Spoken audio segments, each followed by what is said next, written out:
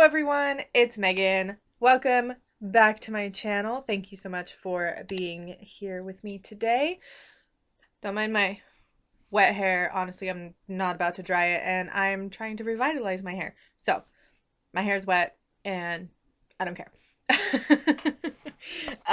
So today I want to talk about something that can be a little controversial even outside of the pagan sphere, and that is the concept of veganism and vegetarianism. So, before we hop into the topic, don't forget that I have a bunch of stuff on sale in my shop. I have a bunch of clearance. Links will be in the description and in the show notes below. And also, I am working on an email course for an introduction to tarot. So make sure you're signed up to my newsletter, and you can join me on Patreon. Patrons at the exclusive level and up will get access to this email course for being a patron. That's one of the perks of being a patron, and it's not the first email course, or it's not the only email course I plan on offering, but it is going to be the first. So if you're interested in learning the basics of tarot, keep an eye out for that. I will let everybody know when that is completed and when you can sign up to take that email course. Okay? On to the topic. I know a lot of my listeners, a lot of my viewers here on YouTube and listeners for the podcast identify as Wiccan, which means most of them follow the Wiccan Rede. I want to have a disclaimer here that I no longer describe myself as Wiccan. I no longer describe myself as, or I no longer partake in the Wiccan faith. I am an Irish pagan. I have moved away from Wicca. So I do not follow the Wiccan Rede. However, this particular episode and this particular video are not here to tell you that your beliefs are wrong. Okay? Your personal beliefs, I'm not here to tell you that they're wrong. But I do feel that the idea of veganism and vegetarianism needs to be discussed within the pagan and witchcraft community, because there are extremes to both sides, okay? And also, I am not going to be debating the environmental impacts and consequences of veganism, vegetarianism, and being an omnivore and being a carnivore, okay? I am not discussing the environmental impacts of any of those things. I don't feel like I am I don't feel like I am educated well enough on those topics. And this is an episode particularly pertaining to the idea of veganism and paganism and not the environment. I know they kind of can go hand in hand, but I want to keep them separate for this particular episode. Now, I don't know how long this episode is going to be, and I don't know if I'm going to go on any rants or tangents or whatever, but I need to explain what I mean in this context for paganism, because there are forms of paganism across the world, right? However, I am not familiar enough with any Eastern form of paganism to speak about it. So whatever I say about paganism in this episode is strictly Western paganism, neo-paganism, and Wicca, okay? I just want to throw that out there. I know before in one of my previous podcast episodes and videos, I hadn't made that clear enough, and someone said that I was cherry picking. So I'm not cherry picking, I'm only speaking on what I know. So, do you need to be vegan to be a pagan? Do you need to be a vegetarian to be a pagan? Or a witch? Or a Wiccan? Or any of it? The short answer is absolutely not. There are no dietary requirements that I'm aware of in Western paganism and Wicca and neo-paganism. Now, that doesn't mean that there aren't any. It just means that I don't know of any. I don't know personally of any dietary restrictions that have been placed on pagans or witches for whatever reason. Now, there are some questions that get asked when the debate is going on about what kind of diet a Wiccan person or a pagan person should follow. These questions are like, but what about the Wiccan Rede? What about the environment? But wait, it's a living thing. What about that? And I want to address those questions here because, first of all, yes, the Wiccan Rede is a thing, and it harm none, do what you will. However, it is a guideline. If you look up the definition of Rede, it literally means advice or counsel given by one person to another. So it's advice, first of all, and I've spoken about the Wiccan Rede before, and I will link it somewhere in the description and in the show notes.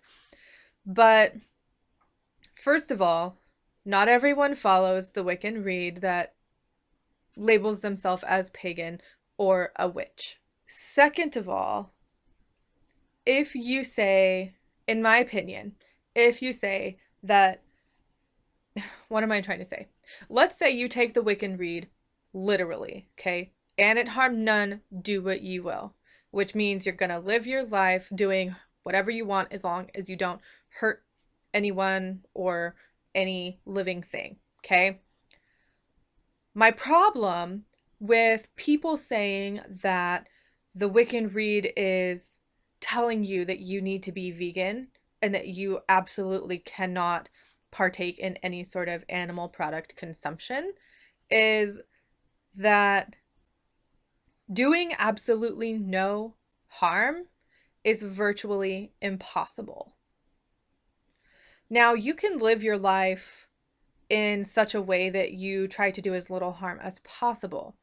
But if someone were to come up to me and say that I have to be a vegan because the Wiccan Rede says so, and me partaking in animal products is causing harm and I'm a bad person, I would then expect that person to not drive a car and to walk everywhere and to shop local, to not partake in fast fashion. So I don't want to see them shopping at Walmart, okay? Because those people, you can't throw stones unless you're living your life the way you want me to live it, right? So some people use the Wiccan Rede as their justification for going vegan or being a vegetarian and reducing the amount of animal products that they consume. There's absolutely nothing wrong with that when you do it on a personal level. What I have a problem with is someone coming to me, or anyone else for that matter, who has differing views and telling them that they're wrong and they're not following the Rede because they partake in the consumption of animal products. Just because I do things differently doesn't mean I'm wrong. And it really grates on my nerves when I see Wiccans on that extreme level who are vegan and who think that anyone who consumes animal products is just a terrible person and that they have no right to call themselves a Wiccan. Okay, I've seen that happen, and there are several prominent people in the pagan community who have a tendency to act like that, and I try to steer clear of them because it's just, I don't need that in my life. But when someone comes and asks if veganism or vegetarianism is necessary, and you get these people that respond like, absolutely, yes, it is. The Wiccan Rede says do no harm. Those are the people that, in my opinion, you kind of need to stay away from when they're telling you what to do and telling you how you need to live your life and how you should interpret the Wiccan Rede, because after all, it is advice, it's not a law. Okay? So Wiccan Rede aside, that is up for your interpretation, whether or not you feel like you need to be a vegan or a vegetarian or just consume less animal products. That's a personal decision, and no one should be able to interpret the Wiccan Rede for you if you follow the Wiccan Rede. Now, if you don't follow the Wiccan Rede, then I mean, do whatever you want. If you want to eat animal products, if you want to eat bacon and yogurt, and go for it. I mean, nobody is stopping you. You don't have to be vegan or vegetarian or pescatarian or whatever other tarians there are in order to be a Wiccan, pagan, or witch.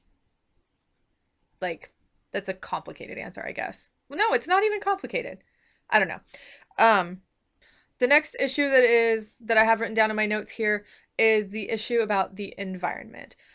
Now, I said at the top of this episode that I wasn't going to be debating the environmental consequences of one diet versus the other, and I'm not.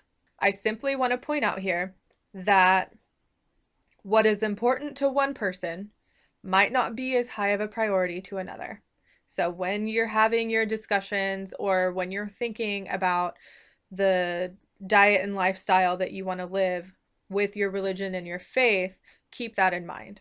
Now, the last point there that I want to address is the fact that people say you shouldn't eat animals or partake in the consumption of animal products because they are living things.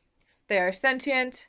Sentient? I think that's how you say it. They have the ability to think as far as we know and, follow their instincts. They're alive. They mostly have a heart and a nervous system and things like that. Okay, that's a fair point. However, there is the argument to be made of what constitutes life. Now I know that my coffee cup that I have here is not alive. It's inanimate. It's a hydro flask, coffee mug, whatever. Um, However, if I remember properly, the biological definition of life is something along the lines of if it has a cellular structure. Is that right? Life is a characteristic that distinguishes physical entities that have biological processes, such as signaling and self-sustaining processes, from those that do not, either because such functions have ceased due to death or because they never had such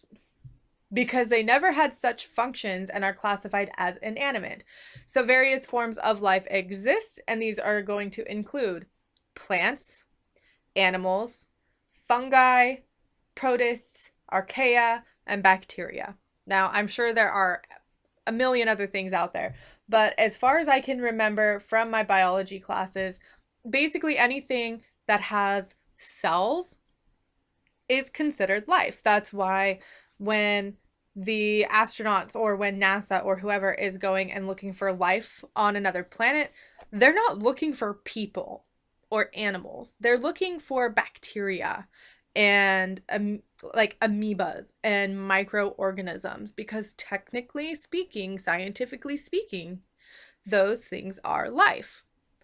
So if you're saying, not you in general, but if someone is telling you that you have to be vegan or vegetarian because it's wrong to hurt things that are alive, what about the plants that they eat?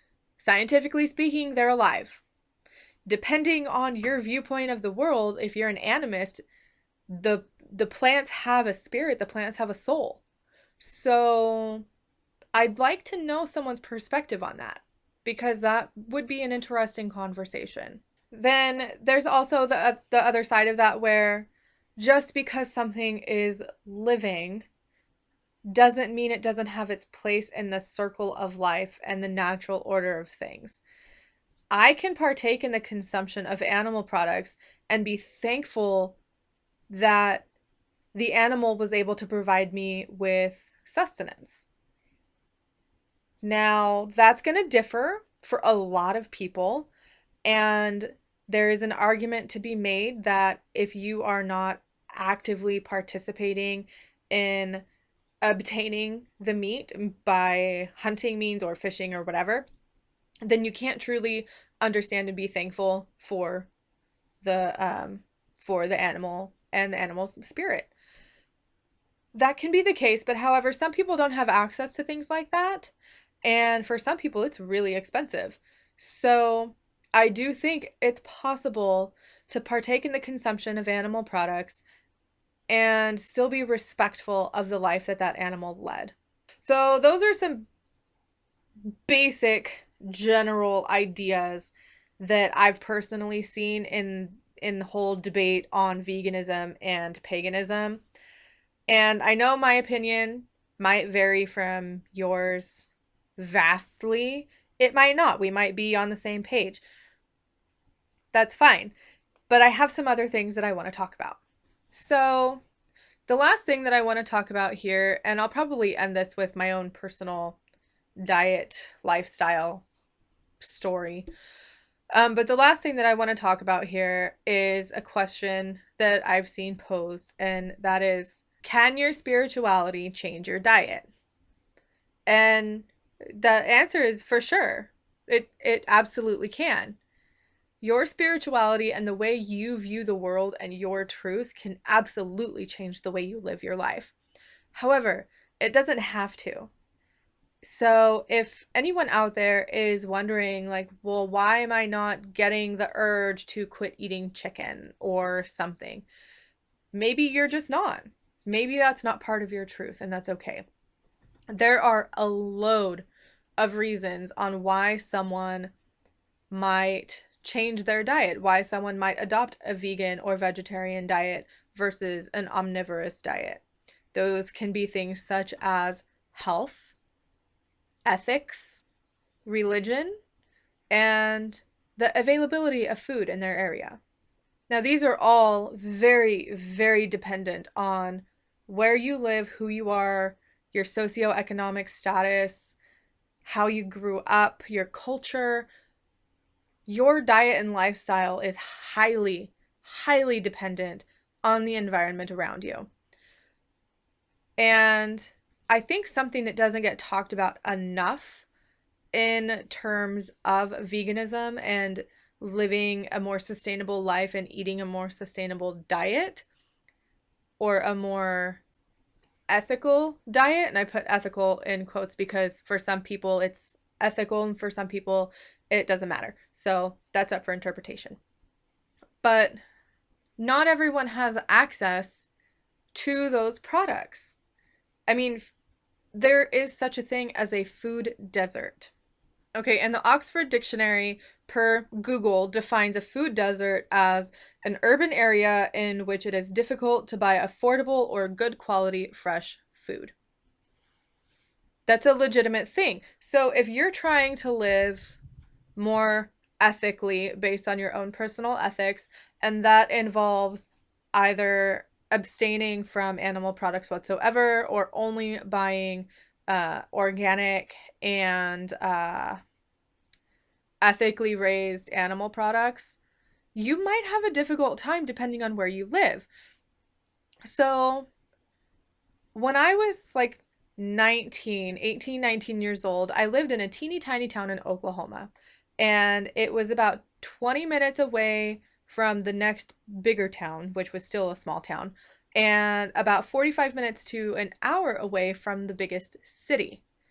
So, yeah, sometimes in that area, I would be hard pressed to find what I was looking for if I was attempting to live a vegan lifestyle because it's just not something that was done there. And my shopping choices at the time were Walmart, which, I mean, Walmart 10 years ago was, they didn't have very many options for healthy food and vegan alternatives. So my choices were Walmart and Dollar General for groceries. So you can see how some people can be limited. And there are parts of the world, even parts of the United States where I live, that are worse.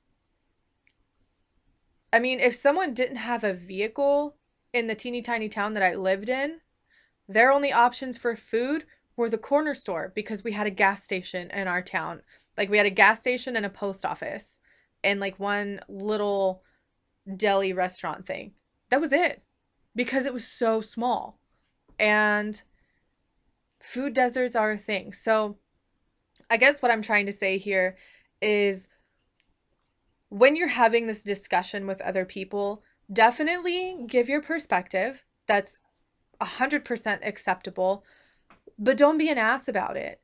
You know, there are people out there who can't do what everyone else can. There are people out there who are way privileged and who have the money and the economic means and they live in the right area to be able to eat only organic food and eat ethically raised animal products if they so choose. Not everyone has that option. And something that I see happening a lot in this discussion is shaming. It happens a lot. Like, so for my research for this episode, I was going through and looking for other people's perspectives on veganism and paganism. And I came across a YouTube video. I'll see if I should be able to find the link for the video. It is kind of old. Um, but I want to give you some quotes from some people that were responding in the comments to this video. Now, in this video, this woman is basically saying, do what you want. You know, she said that she's never liked anybody to tell her what to do, and don't let the food police tell you what to do. And there are some people who were responding in a very condescending and shame-filled tone.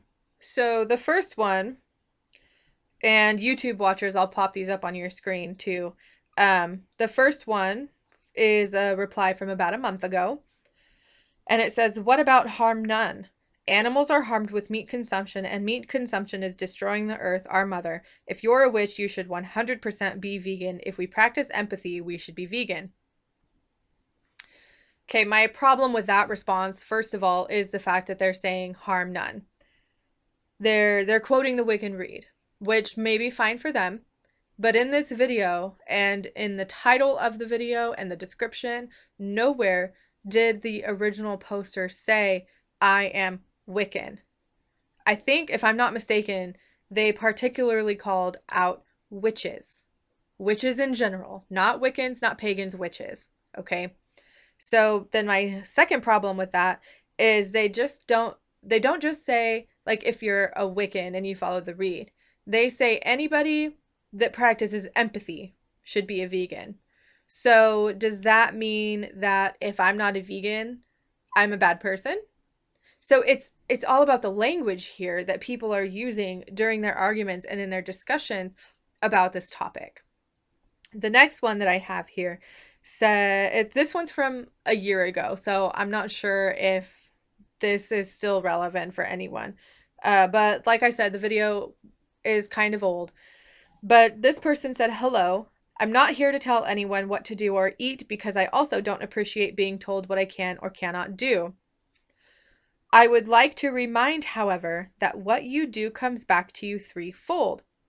The way the animals are raised and slaughtered today is nothing short of horrendous. I do not want that pain and suffering in my body, and I most certainly do not want to support those who gain from the suffering of other sentient beings. So first off, they say, you know, I'm not here to tell you what to do.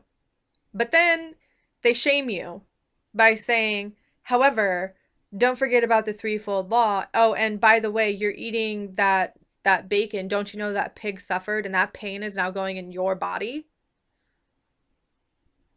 That's their personal belief. That's fine. But again, they're calling out something that is very specific to one religious practice, Wicca. And I've talked about the threefold law before too, and I'll link that somewhere as well. And then something else that I found on Reddit, I will try to leave this link in the description and show notes too. Someone was asking about the need to be vegan or vegetarian while being a Wiccan, and this is somebody's response. Again, this thread is kind of old, but I do feel like these responses are still responses that I hear today.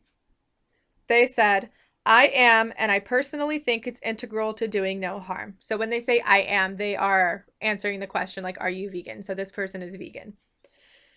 Vegans bake and wear makeup just like anybody else, just FYI, and most of us would object to the concept of humane, unnecessary killing. Whether you or others feel that doing no harm should extend to animals is up to you, but either way, I'd encourage you to put a lot of thought into the concept of humane slaughter and whether the cost and ecological damage and suffering is worthwhile. Someone responded to that and said, even more, I actually started to really learn cooking and baking thanks to veganism. There's great vegan makeup brands too. But those are not the most important points. Like you said, it's about whether one thinks that do no harm should extend to animals as well or not. So those comments, those sort of defending points for why you have to be vegan in order to be a Wiccan, I take them as very condescending, very full of shame. And especially the last one, the language that they use, words like slaughter and killing. And I mean, granted, that's what, that's how our meat industry is. Animals are killed and slaughtered for people to consume. But the way they went about phrasing their comment and their reply is very has a very heavy negative connotation to it. And if you don't know what you're looking for and you're just someone who has stumbled upon Wicca and just started thinking about the diet that you have in your life, you might not have any clue that there is this whole world out there that you don't have to do what other people tell you to do. I don't know if that made any sense. It made sense in my head. But I don't want you to I don't want you to stop having these discussions. I think discussion and disagreements are healthy. They allow each individual to grow as a person. And when you can have a discussion in a healthy, civil manner, you might change your mind. You might not. You might learn something new. You might be able to teach someone else. But don't have the discussions and don't reply to comments and Facebook posts and blog posts or whatever in the way that those comments did, like I read. There is a way to frame, uh, what am I trying to say? There is a way to speak your mind in a respectful manner when you have an opposing viewpoint of the person that you're responding to. It's not impossible to have a healthy discussion or a debate about whether or not you should be vegan and what the Wiccan Rede means to you. Because let's face it, most of the people who say that you have to be vegan to do any sort of witchcraft or be a pagan are Wiccan. Most of them follow the Wiccan Rede, and that's where a lot of this argument comes from. But if you also look at it in a historical perspective, Wicca's been around since about the 50s, right? The 1950s.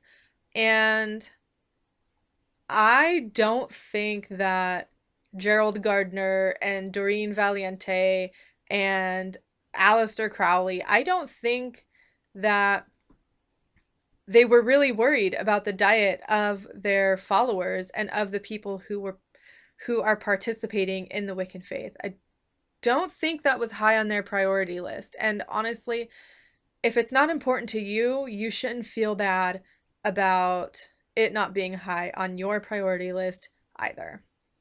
So that's about it for this topic. I didn't want to get too heavy into it. I know there are super extremes of like both ends of this. There are people who are militant vegans, there are people who are militant carnivores, and that's going to happen, regardless of your faith and your religion.